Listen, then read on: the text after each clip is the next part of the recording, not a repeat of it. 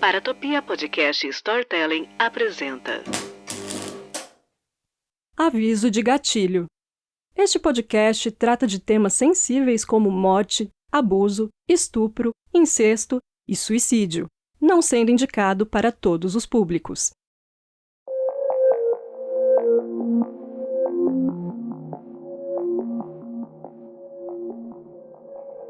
Olá, eu sou a Jay Carrillo, física que trabalha com ficção científica, e nas horas vagas eu sou uma assassina em série não praticante. Estamos de volta para a segunda temporada do Criminologia. Caso você não tenha ouvido a primeira, não tem nenhum problema, porque os episódios tratam de histórias diferentes.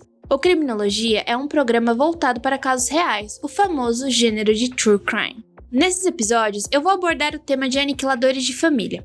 Meio pesado, né? Mas você sabe o que define um aniquilador de família? É um dos tipos mais comuns de assassinatos em massa. Geralmente, é um homem mais velho da casa que está deprimido, paranoico, embriagado ou uma combinação de tudo isso aí. Ele mata cada membro da família que está presente, às vezes incluindo até os animais de estimação, podendo cometer suicídio após o crime ou pode forçar a polícia a matá-lo. Dentre os vários assuntos de crimes reais, casais de serial killers e aniquiladores de família são os temas que mais me deixam fascinada e intrigada. E hoje vamos falar do caso da família Hart, que aconteceu nos Estados Unidos.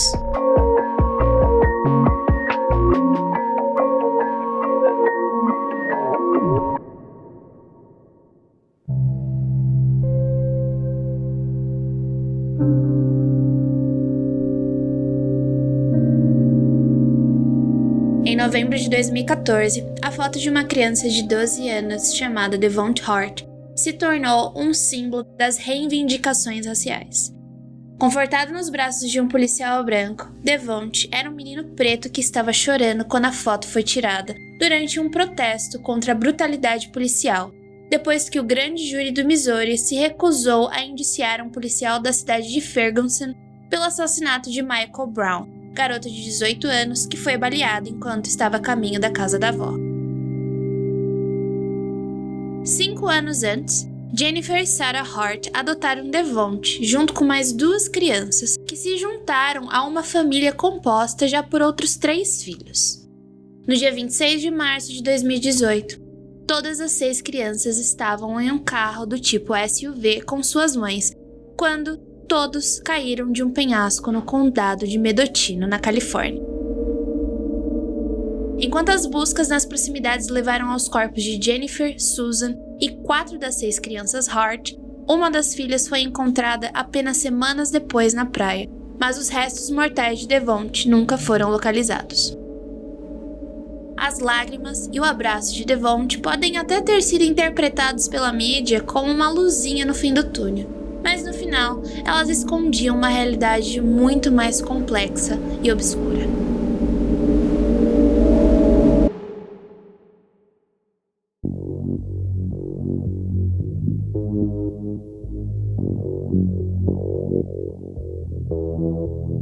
Sarah Gangler e Jen Hart cresceram em uma pequena cidade da Dakota do Sul e se conheceram quando estudavam na Northern State University, na cidade de Aberdeen. Sarah conseguiu seu diploma em educação especial, que habilita profissionais da educação a lidar com pessoas com deficiência ou transtorno de aprendizagem, promovendo também a inclusão no ambiente escolar. Já a Jennifer, ou Jen, nunca se formou. Sabemos através das postagens da Jen no Facebook que ela chamava a Sarah de amiga, entre muitas aspas, ou colega de quarto de propósito naquela época. Uma vez que elas se assumiram como casal, né? Porque na mentalidade do meio oeste era inaceitável, segundo a própria Jen, fazendo com que ela perdesse muitos amigos como resultado. As duas acabaram se mudando para a cidade de Alexandria e depois Minnesota, onde trabalharam na Herbergs, uma das maiores lojas de departamento do Viking Plaza Motel. A Jen era a personalidade mais extrovertida das duas. Ela era confiante, engraçada e um pouco direta demais. Ela também tinha um histórico de quebrar as regras. Na faculdade, ela foi presa por roubar um tênis de corrida. Quando ela foi questionada na época, o que ela falou, né? Ela falou que ela também tinha roubado mais coisas. Na verdade, ela roubou filmes em uma outra ocasião. No Herbergs, depois de reclamar com os colegas sobre mamilos sexistas de manequins femininos, a Jane usou uma serra para remover cada mamilo dos bonecos. Ao contrário de Jane, a Sarah era mais sensível e, descrito por alguns, frequentemente ficava às lágrimas quando estava em situações estressantes. Era o sobrenome de Jane que o casal vai usar até o final de sua vida.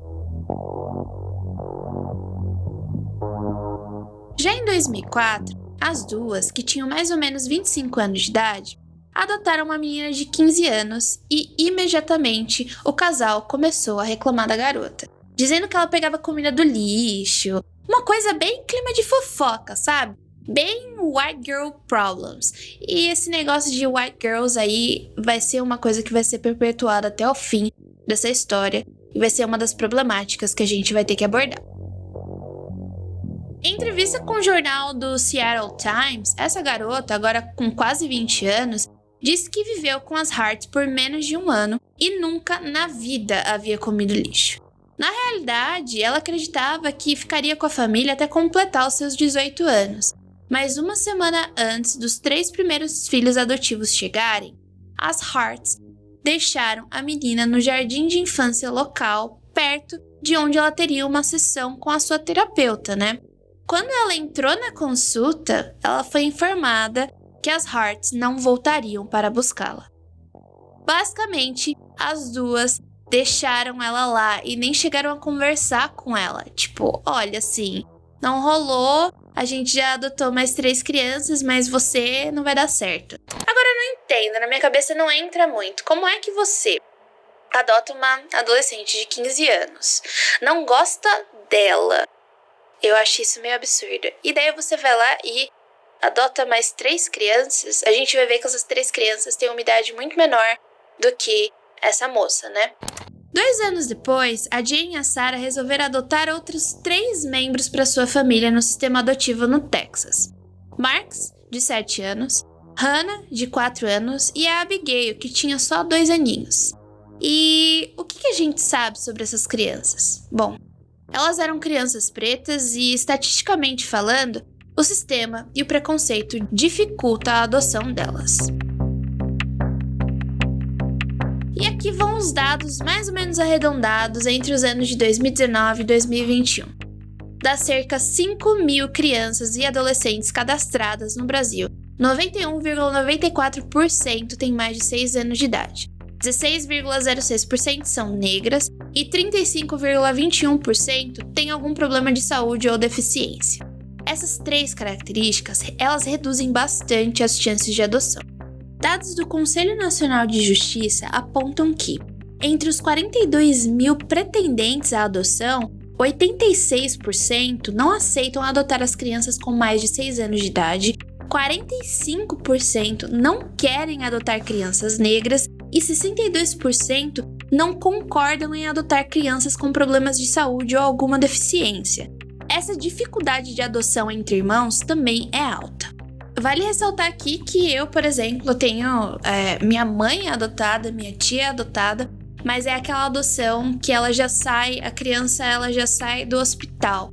A mãe acaba tendo parto e ela já tem todo o trâmite legal feito, então a criança ela já sai do hospital com a nova família adotada. Se vocês não sabem, essa é uma lei que dá respaldo à mãe que não quer ter a criança, ela não tem condições de criar aquela criança, então a partir do momento que ela decide não querer aquela criança, ela pode sim colocar no sistema e os trâmites já são feitos ali muito anteriormente à criança nascer, tá?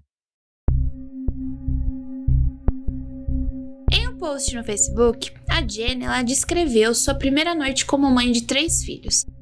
Abigail urinou em todos os lugares e cortou o queixo ao cair da escada. Hannah espalhou fezes na parede. Marks bateu a cabeça na parede do armário e afirmou que ele estava possuído por demônios. Só que assim, ela e a Sarah, elas estavam muito empenhadas em curar as crianças ao longo do tempo. Como mesmo num post do Facebook foi dito, né? Se não nós, quem?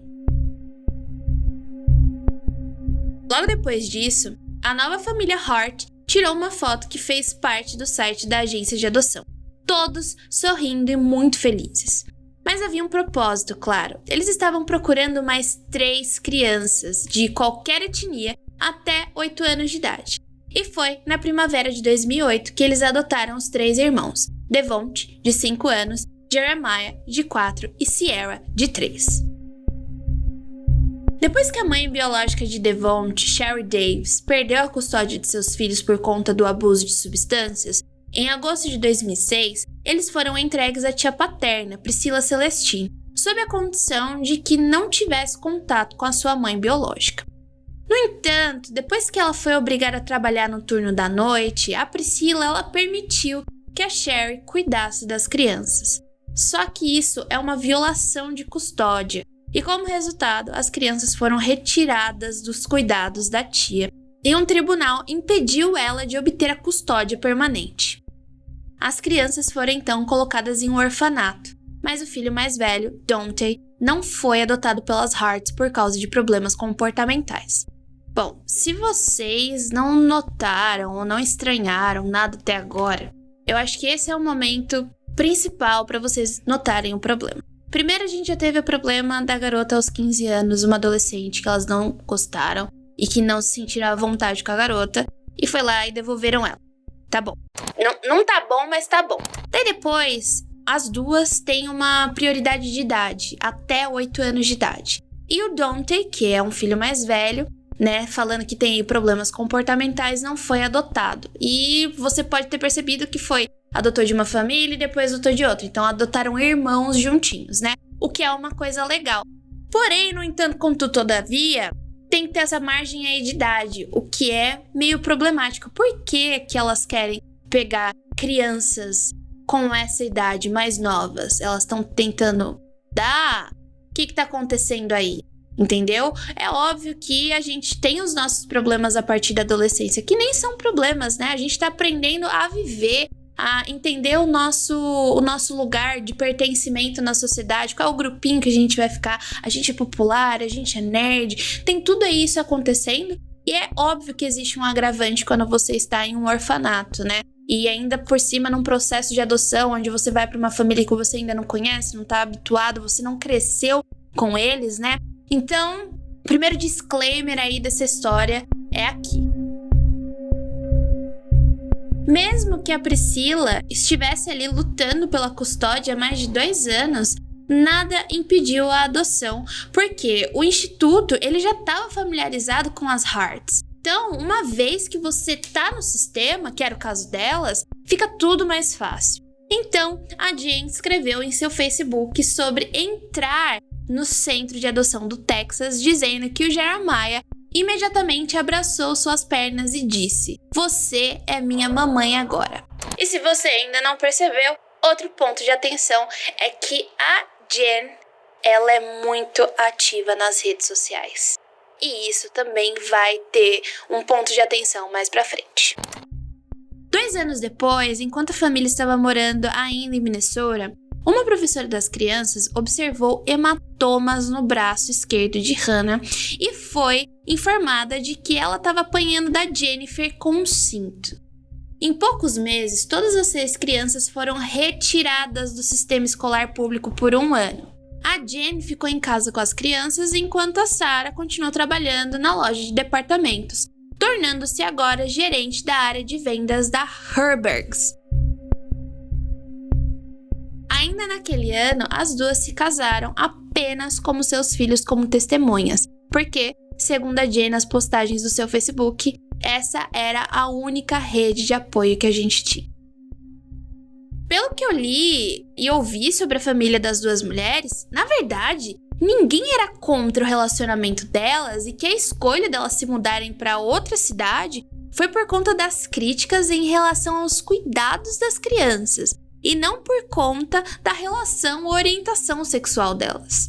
Ao longo dos anos, elas participaram regularmente de festivais transformacionais, algo que é mais ou menos assim, quando você é socialmente consciente dos problemas que estão acontecendo ali na região. Tinha muita arte, filosofia, música, yoga, dança. Em 2013, a família se mudou do Minnesota para Portland, no estado do Oregon. E isso apenas aproximou a família ainda mais desses tipos de festivais.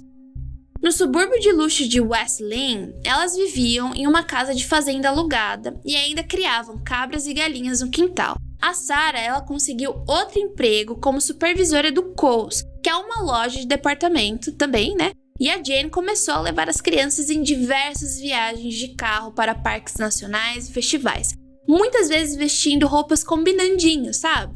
E é aqui que os vídeos de todos os integrantes da família nesses festivais começaram a surgir no YouTube.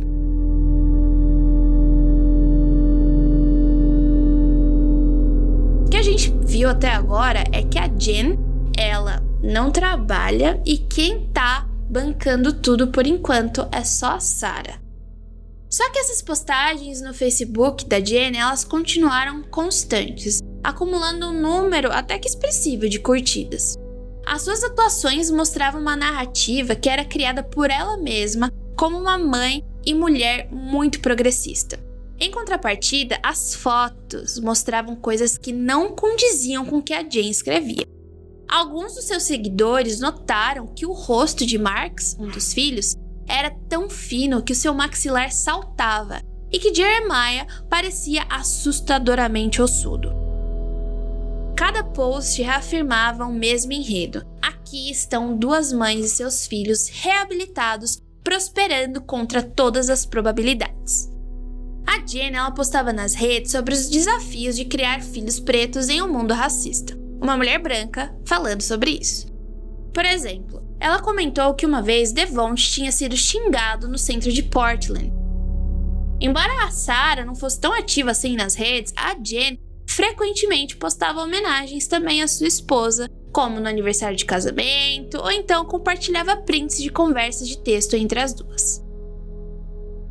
Depois que as crianças foram retiradas da escola durante aquele ano lá, todas as 6 crianças voltaram a estudar em escolas públicas, só que os funcionários voltaram a ver sinais que eram preocupantes. Então, em novembro de 2010, a Abigail, de 6 anos, relatou dodóis à sua professora. De acordo com o relatório da polícia, ela havia dito que depois que uma moeda caiu de seu bolso, fazendo com que as mães pensassem que ela havia roubado, a Jen a levou ao banheiro e colocou sua cabeça debaixo da água gelada e, claro, a surrou com um punho. Ao notar hematomas nas costas e no estômago da criança, os investigadores entrevistaram as outras crianças Hart, que disseram que muitas vezes eram castigadas, espancadas ou mandadas para suas camas sem comida. Aqui vai ficar o sinal de alerta a partir deste momento. É o seguinte, a história, se vocês ainda não perceberam, vai se tratar muito de racismo.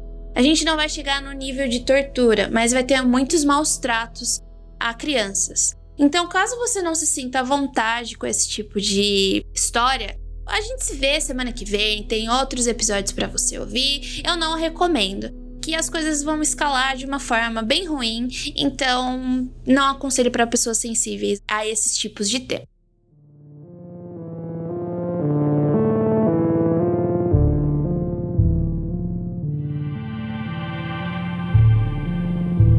Jen e Sarah, elas foram interrogadas separadamente e claro que elas contaram uma história totalmente diferente do que se via na realidade.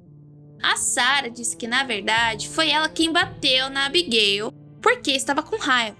A Jen confirmou a história e os investigadores acreditaram nas duas. Por que não acreditar em duas mulheres brancas com vários filhos pretos? Mas a escola também relatou que as crianças Hart viviam pedindo comida aos colegas. Quando confrontadas novamente pelos assistentes sociais, as mães disseram que as crianças, na verdade, tinham problemas com a alimentação, com a comida mesmo, e que a escola não entendia esse tipo de coisa. Claro que não, que a escola nunca vai entender.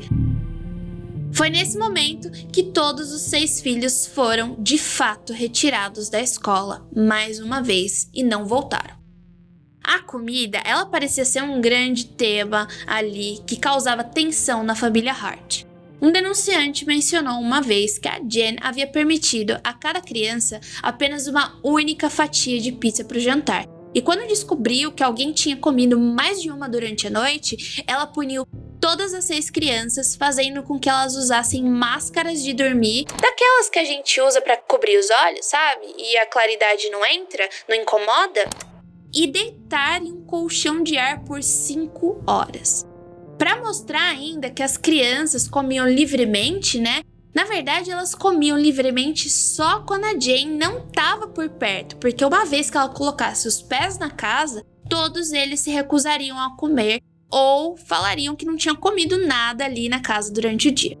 Então, é nesse momento aqui que eu preciso falar sobre educação domiciliar, ou como é também conhecido, o homeschooling.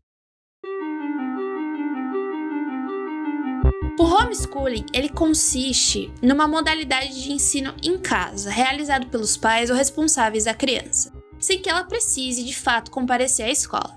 Essa modalidade, ela não é permitida no Brasil. Em 2018, o Supremo Tribunal Federal julgou que não há leis que regulamentam o ensino domiciliar. Essa decisão estabelece que a criança deve comparecer à sala de aula para ter convivência com alunos de crenças e valores diferentes dos seus.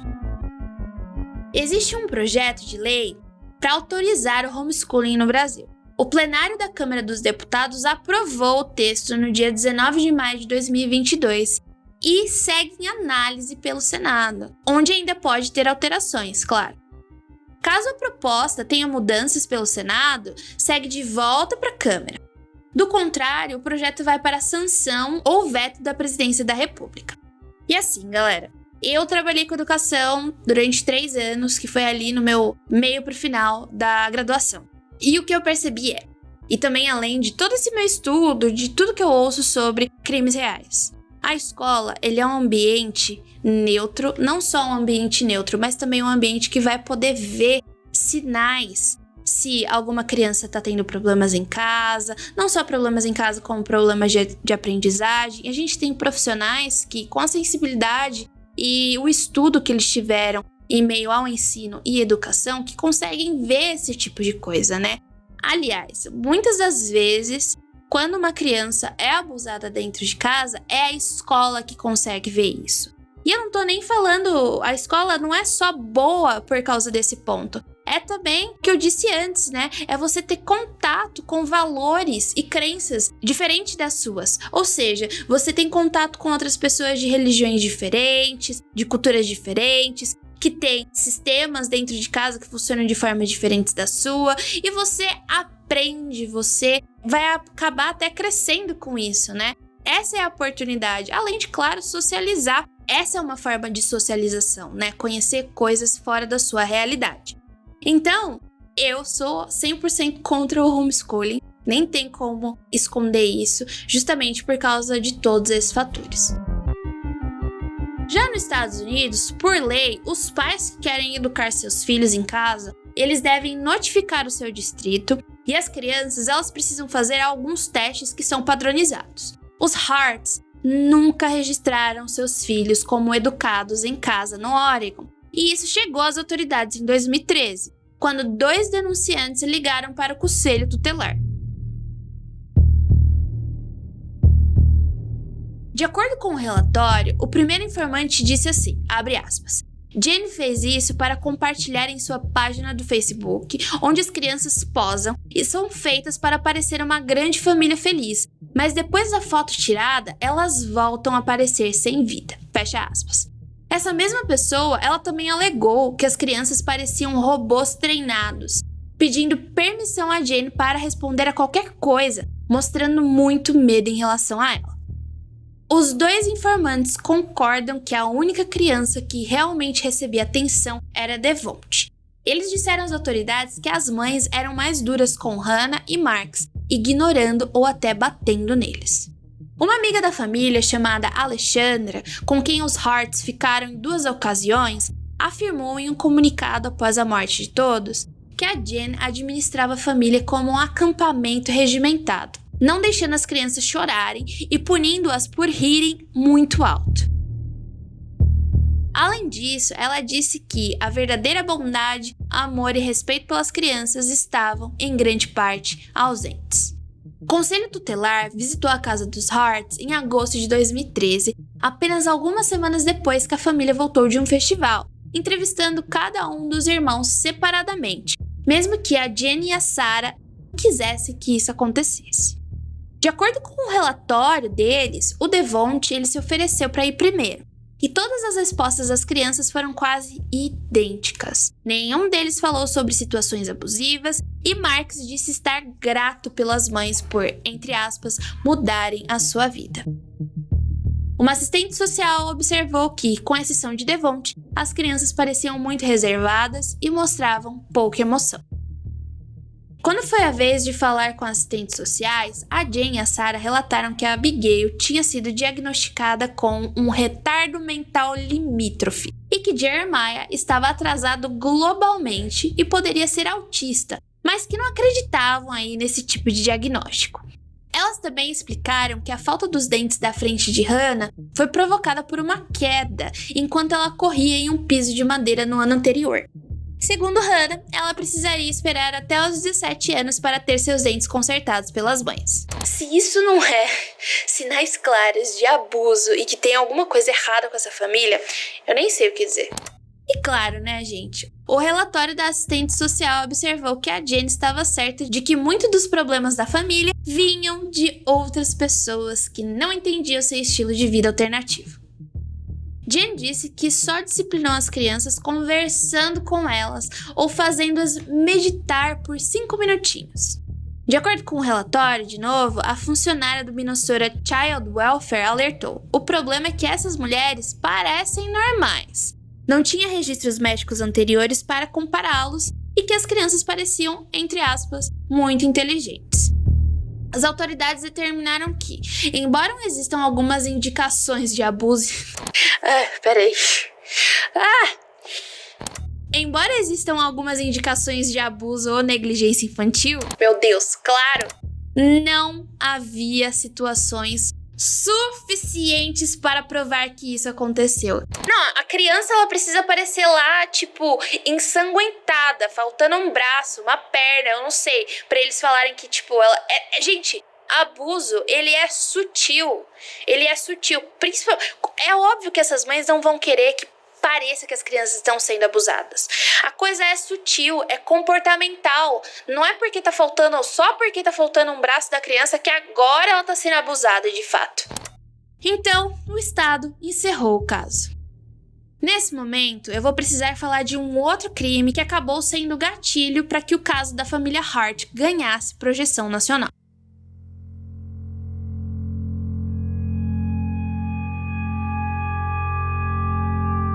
No dia 9 de agosto de 2014, Michael Brown, de 18 anos, foi baleado por um policial na cidade de Ferguson, no condado de St. Louis, no estado de Missouri. As informações iniciais sobre as circunstâncias que levaram aos tiros eram contraditórias, e segundo a polícia, Brown teria tentado roubar diversos pacotes de cigarros de uma loja e se comportado de forma agressiva antes de ser baleado. Uma testemunha relatou aos jornalistas uma sequência de fatos muito diferentes do que a polícia contava. Na verdade, Michael estaria a caminho da casa da avó. Ao receber os tiros, teria levantado as mãos, na verdade. E, como a grande maioria da população de Ferguson, Michael era afro-americano. No dia seguinte, em memória ao adolescente, um grupo se reuniu à tarde nas proximidades do homicídio. Alguns oraram, outros protestaram contra a polícia. Pela noite adentro, os protestos acabaram em violência, com lojas da área sendo saqueadas e um helicóptero policial atingido por tiros. Durante todas essas manifestações, a polícia finalmente revelou o nome do atirador: Darren Wilson, um policial branco com 6 anos de experiência profissional que até então, segundo o relatório, nunca tinha chamado atenção negativamente. Segundo a perícia encomendada pelos pais de Michael Brown, o jovem foi atingido por 6 balas, 2 na cabeça e 4 no braço direito, todas pela frente. Peraí, vamos lá. Uma pessoa que não está armada e está roubando cigarros em determinado local. Você atira até matando essa pessoa, é isso? Entendeu? Não faz o menor sentido.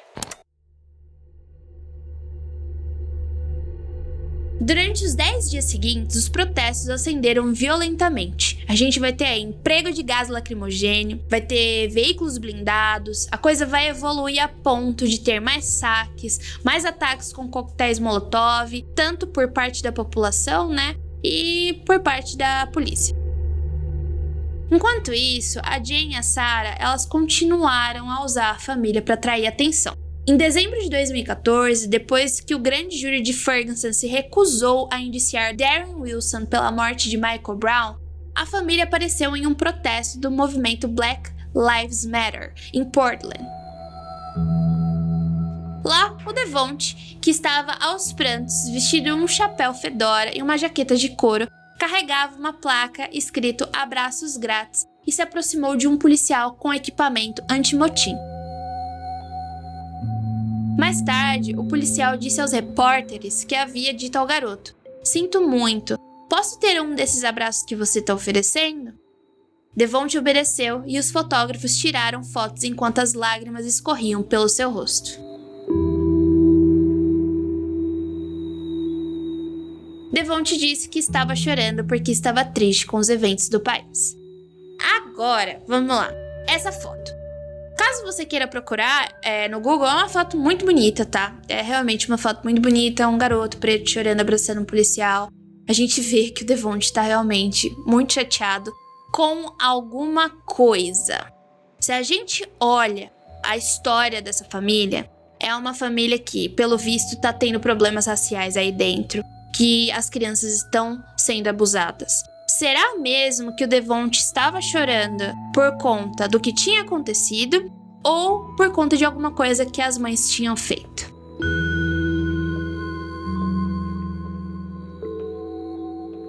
Depois que a foto do Devonte se tornou viral, chegando ao noticiário nacional e até aparecendo em uma esquete no Saturday Night Live, o fato desencadeou um debate nacional chamando muita atenção. De acordo com o relatório de um xerife, a Sarah disse mais tarde a um colega de trabalho que o evento havia mudado Jane, alegando que estaria recebendo ameaças de morte, aumentando exponencialmente o nível de estresse na família. Imagina, essa família já estava cheia de problema, daí acontece um bagulho desse, né? Enfim. Ela disse que recusou ofertas para aparecer na TV nacional e teve que vestir as crianças com fantasias de Star Wars para que elas pudessem brincar do lado de fora sem serem reconhecidas. Ela também fez uma postagem em seu Facebook, a Jen, claro, porque a Sarah não era muito ativa, com imagens das crianças dizendo: "Entenda que essas crianças vêm de um começo de vida incrivelmente frágil e desafiador, e fizemos o nosso melhor para proteger o passado de suas vidas." Nem sei o que dizer. Ai, meu Deus, se tivesse uma pessoa dessa no Facebook, eu não ia ter uma pessoa dessa no Facebook, juro pra vocês. Em 2016, a Jen usou novamente a rede para uma nova publicação. Abre aspas. "Percebemos que alguns pensam que nossas vidas são quase perfeitas. Somos humanos e lutamos contra os obstáculos da vida como todo mundo." Fecha aspas. Mas esse é o ponto das redes sociais, né? É lógico que você não vai postar as coisas tensas que acontecem na sua vida, entendeu? Por exemplo, o que aconteceu recentemente, um casal famoso se separou. Você não vai postar uma foto dos dois chorando. É lógico que vai ser uma foto bonita falando: "Infelizmente não seguimos mais a nossa vida juntos." Você não vai postar nada feio. Você não vai postar, sei lá, de repente a separação foi por conta de uma traição. Você não vai colocar isso na rede social. É óbvio que você só vai colocar as coisas bonitas. Você não vai postar a foto do seu filho que tá fazendo birra naquele momento, se jogando no chão do supermercado, que é uma coisa muito normal. Tenho vontade de ajudar todas as mães que essa situação acontece, porque eu já fui uma criança que me joguei no chão do supermercado. Coitada da minha mãe. Minha mãe me teve muito nova, né? Coitada, ela me teve com 17 anos, mais ou menos. Daí tinha uma criança jogada no chão chorando. Se eu, com 28 anos, não sei direito como lidar, imagina a minha mãe que era mais nova. Eu tenho vontade de ajudar essas mães. Então, você que é mãe, eu entendo a birra das suas crianças. E é uma parte natural. A criança, ela tá tentando entender as emoções dela. Eu não entendo as minhas emoções, imagina a criança. Então, você não vai postar isso na rede social falando sobre birra de crianças. O que você vai fazer? Você vai postar a criança bonitinha comendo, né? Fofa, brincando com os brinquedinhos dela. Essa é a chave da rede social. É só mostrar o que é bom, o que é bonito. É muito inocente e ingênuo da sua parte acreditar que a vida é dessa forma, entendeu? Então, Jane, você tá doida.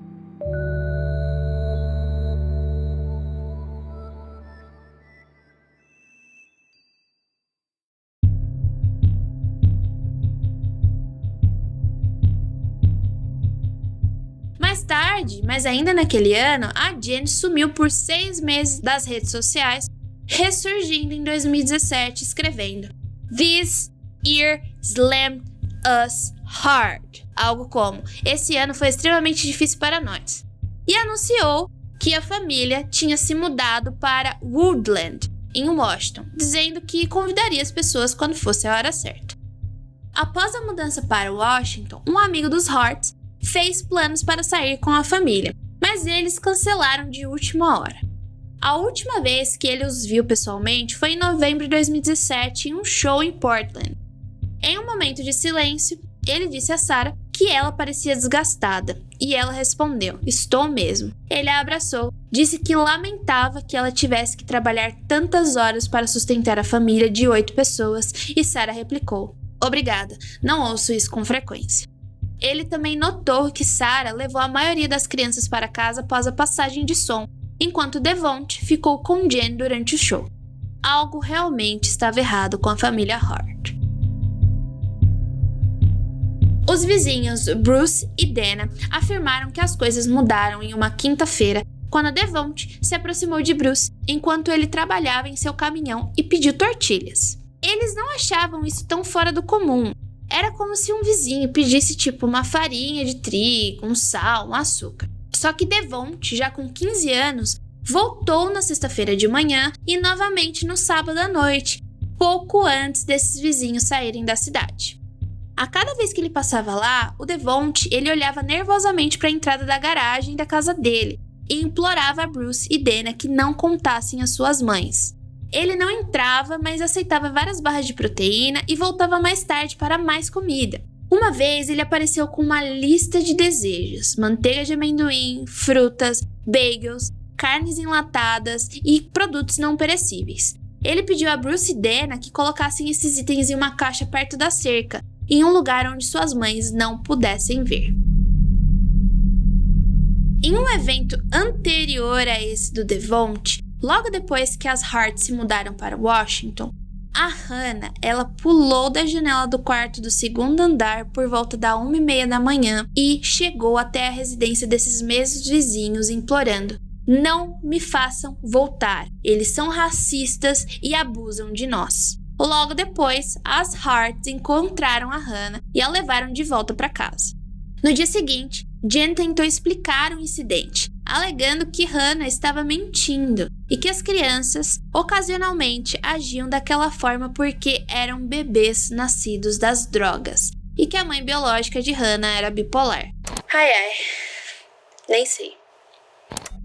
Após esse incidente, em conversas posteriores com Devonte, ele disse que suas mães adotivas detinham comida como punição e que as crianças às vezes eram abusadas. Devonte também confessou que Sarah costumava empurrar Jen, mas nada mais do que isso. Abre aspas. "Tudo que Hannah lhe disse era verdade. Minha mãe só te disse essas coisas para deixar todo mundo tranquilo." Fecha aspas. Na sexta-feira, 23 de março, após 10 visitas de Devonte, Dana finalmente ligou para o conselho tutelar.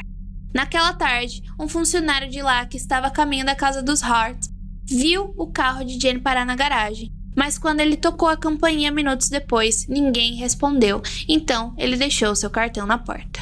Bom, se o sistema já falhou uma vez com essas crianças, eu não me surpreendo nada que continue falhando, né? Posteriormente, o Departamento de Serviços Sociais e de Saúde do estado de Washington disse que eles tentaram entrar em contato com a família Hart em outras 3 ocasiões, dias 23, 26 e 27 de março, só que sem sucesso, sendo que o último dia de tentativa de contato foi 2 dias antes dos assassinatos. Menos de 1 hora depois, a Dana viu o carro da Sarah chegar em casa. Naquela noite, Bruce e Dana notaram que o caiaque vermelho brilhante que eles sempre viam no topo do carro de Jen havia sido tirado dali. No dia seguinte, não se via mais o mesmo carro e blocos de concreto de um muro de contenção estavam espalhados pela entrada da casa. Não houve postagens no Facebook sobre a última viagem dos Hart. Sarah estava escalada para abrir a Kohl's, a loja de departamentos da qual trabalhava, às 6 da manhã do sábado. Mas às 3 da manhã, ela mandou uma mensagem para um de seus colegas de trabalho dizendo: "Sinto muito, achei que poderia ir trabalhar, mas estou muito doente ainda." No domingo de manhã, uma câmera de vigilância em uma rede de supermercados capturou Jen, de óculos escuros e capuz, pagando $20,8 em dinheiro por mantimentos como bananas, cenouras, ravioli de carne, pão de trigo, barra de cereais e salgadinhos usando seu cartão. Ela estava sozinha e com uma aparência bem diferente. Na tarde de segunda-feira, um colega de trabalho da Kohl's ligou para a polícia para pedir uma checagem na casa da Sarah, porque ela havia faltado ao trabalho durante todo o fim de semana e não tinha respondido nenhuma de suas mensagens. Além de um saco rasgado de ração para galinhas no chão da sala e algumas roupas espalhadas na cama de Jen e Sarah, os investigadores encontraram a casa completamente em ordem. Tão em ordem que parecia que ninguém morava ali por um tempo. O andar de cima havia sido reformado recentemente com novos pisos de madeira e paredes recém-pintadas, coisa que a Jen havia compartilhado através de fotos das crianças trabalhando nesse projeto. Os portas-retratos estavam vazios e pendurados nas paredes, e o quarto onde as crianças dormiam tinha 2 camas pequenas e um colchão no chão. Eles também encontraram uma cama de solteiro no quarto adjacente, e só isso para acomodar 6 crianças. Além de alguns jogos de tabuleiro e uma pequena biblioteca, os investigadores encontraram poucos indícios de que adolescentes viviam ali. Um dos oficiais comentou: "Não havia indicação de que crianças moravam na casa." Eu fico me perguntando onde é que essas crianças ficavam, porque, por exemplo, a Jen, ela passava o dia inteiro dentro de casa como uma mãe que ficava dentro de casa cuidando das crianças, certo? Você tem 6 crianças dentro de casa. Eu tenho 2 cachorros. Não é uma comparação, mas veja bem. Se eu tenho 2 cachorros dentro de casa, eu tenho que limpar a minha casa 2 vezes por dia. Como é que ela mantinha a casa tão inóspita e sem parecer que tinham crianças ali? Colocando as crianças, sei lá, acorrentadas no porão? Cara, eu fico me perguntando o que acontecia naquela casa pra ela estar tão limpa e sem indícios de que adolescentes que sujam as coisas, né? A gente suja as coisas, na verdade, não moravam ali. Os investigadores também encontraram um cachimbo e um pote de maconha Purple Widow com uma dosagem referente a tratamento de depressão e uma geladeira abastecida com carne fresca, cachorro-quente e frango. Algo bem contraditório com o estilo de vida vegetariano que era defendido por Jen nas redes sociais. Cerca de 2 horas depois, um turista alemão informou à polícia que tinha encontrado na praia um carro da mesma marca da família Hart, a apenas 25 minutos do supermercado que Jen havia sido vista pela última vez. No dia 26 de março de 2018, Jen e Sarah Hart assassinaram todos os seus 6 filhos quando Jennifer dirigiu seu carro, uma SUV Yukon, por um penhasco de 30 metros na Rota 1 do estado da Califórnia, no condado de Mendocino.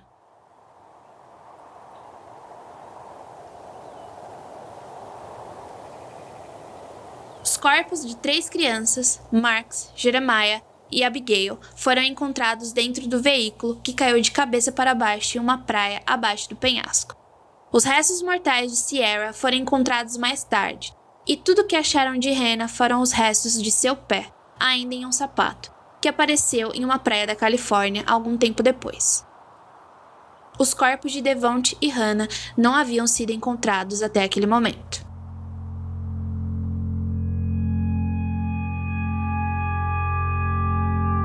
A análise do computador que acionou os airbags do carro, ele determinou que o carro, na verdade, tinha sido intencionalmente empurrado para a beira do penhasco a partir de uma parada, acelerando a 20 milhas por hora em 3 segundos, com o acelerador a 100%, ou seja, a criatura meteu o pé no acelerador e nem em algum momento passou pela cabeça dela em tirar ele de lá.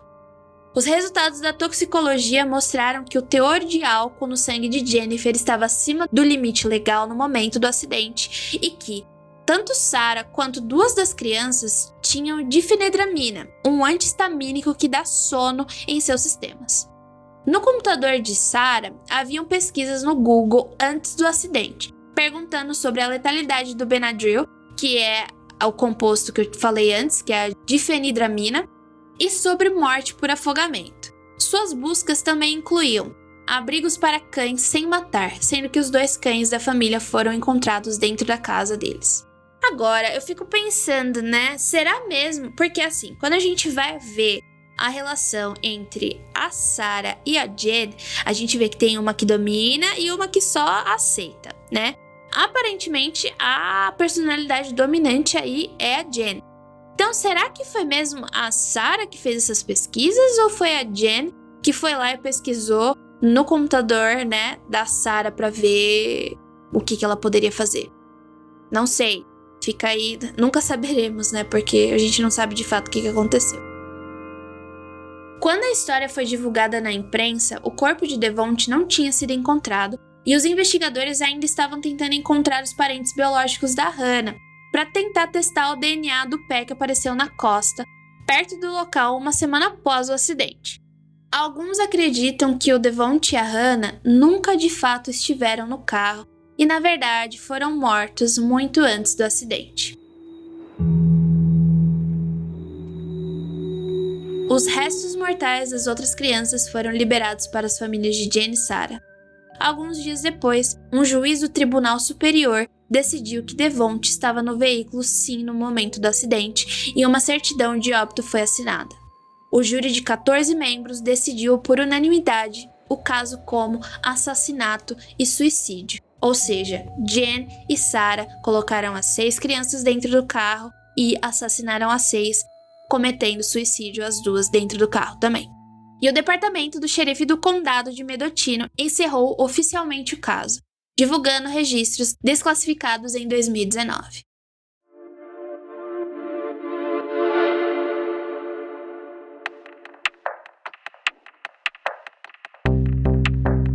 Vamos aos problemas, que são muitos. O primeiro problema é sobre o público. Uma vez que a família Hart, no caso a Jen, era muito presente nas redes sociais. Então várias pessoas começaram a especular, se reunindo em fóruns privados do Facebook para analisar cada detalhe do caso. Investigaram cada foto postada no feed, estavam ali procurando respostas, dando uma de John Douglas mesmo, sabe? Agora eles são os novos investigadores de sofá. Como eu já falei antes, que a Jen parecia ser a dominadora e a Sarah aquela que só atendia ao que essa dominadora pedia, a Jen parecia ser, no caso, uma narcisista e a Sarah uma facilitadora, que é algo que é muito parecido com alguns casais de assassinos em série, onde existe aquele que domina e aquele que é dominado. As pessoas elas iam vasculhar os vídeos da Jen no YouTube, dizendo que cada ato, cada frase, cada movimento era algo ensaiado, uma ilusão construída por Jen. Ainda temos o problema do White Savior. Temos aqui crianças pretas sendo removidas e colocadas em famílias brancas, que eram consideradas mais aptas, mesmo que elas já tivessem sido acusadas de abuso e até de abandono antes. Patrick Shelton, o juiz-presidente do tribunal do caso que agora está se aposentando, ele comentou como as Harts foram autorizadas a adotar Devonte, Jeremiah e Sierra depois de uma alegação de abuso infantil que já havia sido feito contra elas. Ele disse que não existiam acusações criminais ali em Minnesota. Então, abre aspas. A menos que haja uma acusação criminal, o que você pode fazer? Acredite ou não, as crianças ficam com hematomas mesmo quando não são espancadas. Fecha aspas. Shelton também nega relatos de que eles e os juízes associados favoreceram adoções a não parentes, em vez de colocar as crianças com membros conhecidos de suas famílias. O amigo que comentei anteriormente, que viu a família Hart pela última vez em um festival de música, fez alguns posts em seu Facebook como, abre aspas, parecia óbvio que não conhecíamos Jen e Sarah Hart tão bem quanto pensávamos que as conhecíamos. Percebo hoje, olhando para trás, como elas não deixavam as pessoas entrarem de fato em suas vidas. Fecha aspas. Ele também sempre acreditou nas amigas quando lhe disseram que as mães biológicas das crianças usaram drogas na gravidez, o que resultou em atrasos no desenvolvimento das crianças. Enquanto isso, os registros sobre o primeiro trio de irmãos estão ainda em sigilo. Mas os de Devont, Jeremiah e Sierra Davis mostraram que, no momento de sua adoção, Devont tinha um inalador e estava tomando medicação para TDAH, e Jeremiah havia testado positivo para cocaína no seu nascimento. Mas fora isso, ele e seus irmãos eram saudáveis e capazes sim de participar de atividades adequadas para a idade.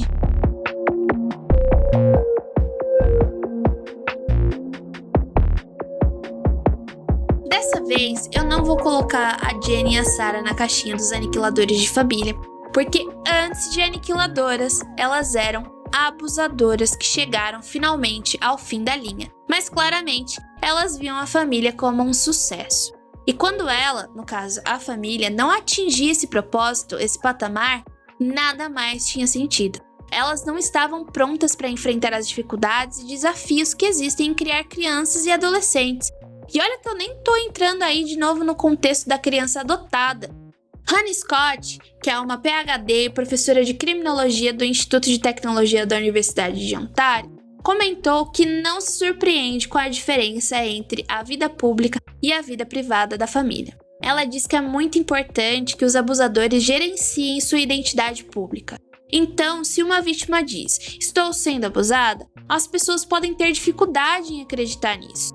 Ela é coautora do único estudo conhecido sobre mulheres aniquiladoras de famílias. Às vezes, o motivo pode estar relacionado à lealdade. Se a agressora for suicida, ela acredita que não pode deixar as crianças para trás porque não há cuidadores depois que ela se for.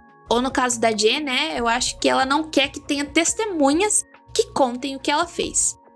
Talvez as mulheres imaginassem a família miscigenada e culturalmente perfeita para si mesmas, e até tentaram mostrá-las nas redes sociais com fotos e histórias, mas não tinha ideia de como isso seria na vida cotidiana. A realidade é muito diferente das ideias. Adicionado a tudo isso, sabemos que elas estavam sob pressão financeira. Na última década, as Harts haviam arrecadado uma quantidade até que boa de dinheiro do estado do Texas para ajudar a cuidar das crianças, mas todos os 6 estavam crescendo. Aos 19 anos, Marks não era mais elegível para um subsídio, e os outros estavam logo atrás dele. No ano de 2017, Sarah, lembrando que ela era a única que ainda trabalhava, ganhou pouco mais de 45 mil naquele ano. De acordo com os relatórios compilados pelo gabinete do xerife do condado de Clark, o casal tinha mais de $16 mil em dívidas de cartão de crédito. O sistema literalmente falhou com essas crianças, entregando elas para Jenny e Sarah. Eu acredito muito que as duas realmente achavam que conseguiriam salvar essas crianças dos problemas do passado e dar uma vida melhor para elas, né? Aliás, eu até acredito que elas tinham certeza que estavam fazendo o melhor que elas podiam. Mas infelizmente, as coisas não funcionam assim. E temos que aprender a falhar e pedir ajuda. Porque o que vemos aqui é uma bola de neve de erros que poderia ser prevenida principalmente pelo Estado. Só que não houve tempo e nem cuidado. Os sinais, eles estavam ali, mas ninguém queria enxergar.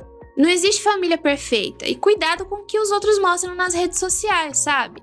A gente escolhe o que a gente quer mostrar, e nunca é a realidade. Poucas pessoas viram os 6 jovens precisando desesperadamente de ajuda. Ninguém viu nada até que fosse tarde demais.